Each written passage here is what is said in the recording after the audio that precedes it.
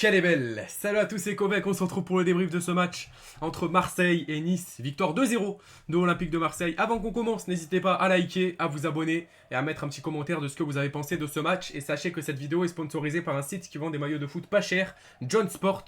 Alors, commandez avec mon code KOVEC, vous avez de la promotion tout simplement sur tous les maillots de la saison 2024. Allez voir ça dans la description, c'est un bon plan et vous avez des super maillots comme ce maillot là. Et hommage pour commencer bien évidemment à Didier Roustan qui nous a quittés il y a quelques jours. Voilà, c'était vraiment un très bon journaliste sportif sur l'équipe 21. Mettez tous des cœurs dans les commentaires pour lui bien évidemment. Un gros hommage à lui, très bon journaliste. On va parler maintenant de ce match. Et on va parler tout d'abord des 40 ans pour le commando ultra, 30 ans pour les MTP. Donc tout simplement Klose qui a été hué dans ce match.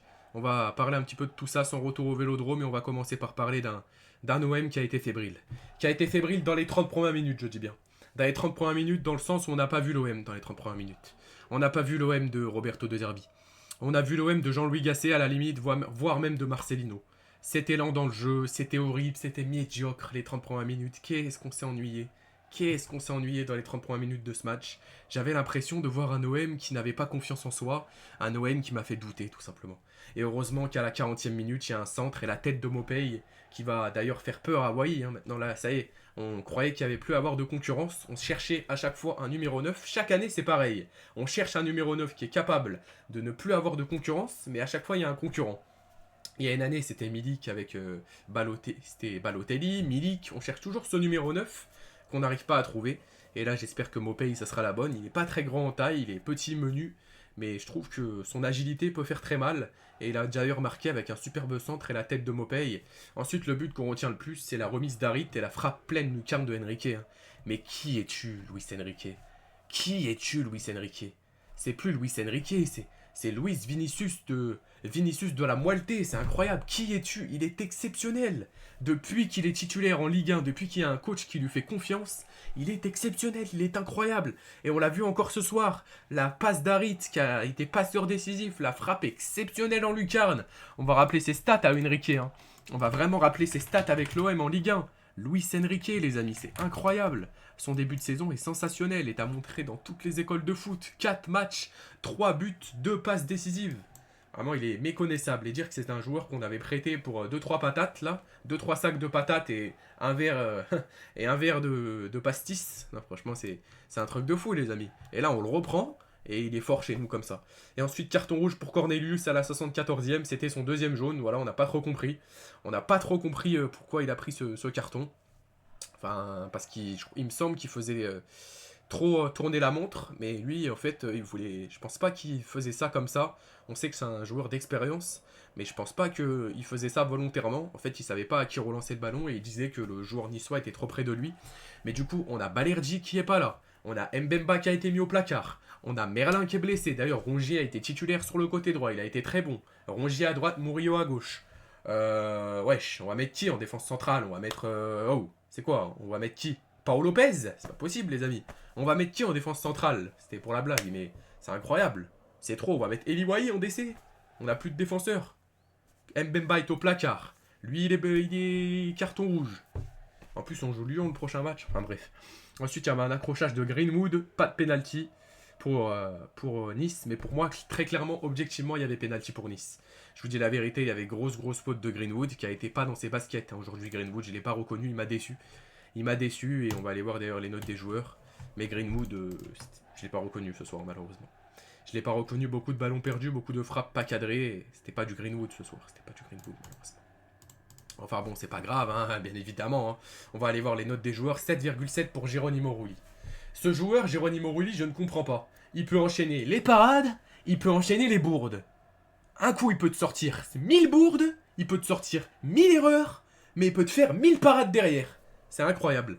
7,1 pour Murillo, très bon match sur son côté gauche, il a été costaud. Højbjerg, 7,7, j'ai beaucoup aimé son match.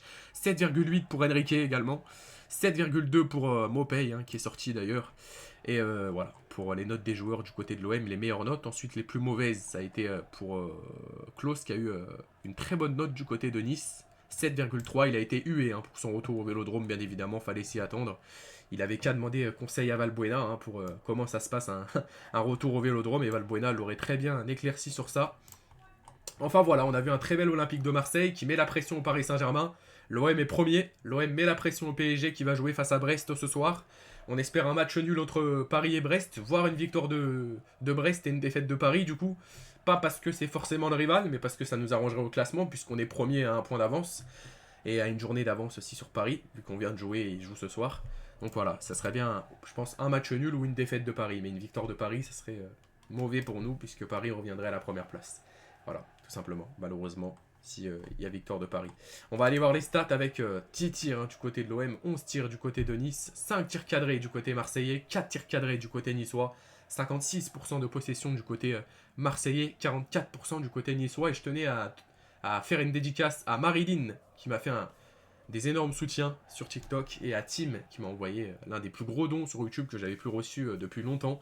500 couronnes suédoises, dédicace à Tim et dédicace à Marilyn. Voilà, je tenais à la faire personnellement, cette dédicace, et je pense que ça va vous faire plaisir pour si vous m'écoutez, Tim et Marilyn, tout simplement.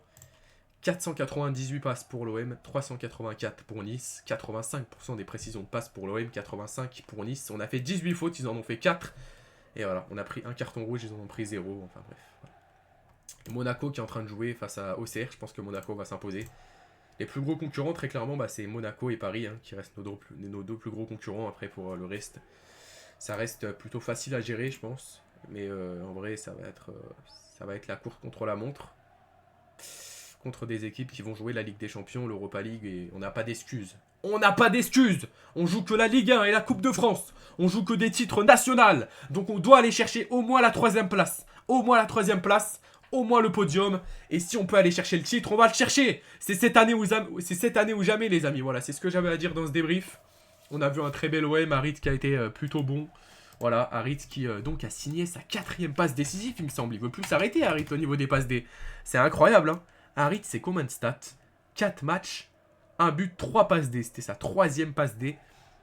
Et Greenwood, du coup, qui reste, je crois, meilleur buteur de la saison de Ligue 1. Pour l'instant, on va aller voir les meilleurs buteurs. Ouais, Greenwood est toujours devant Barcola, à un but d'avance. Mais il aurait pu creuser l'écart, c'est dommage. Et Enrique qui passe à la 3ème place des meilleurs buteurs du championnat, avec 3 buts, du coup, pour Enrique. Et meilleur passeur.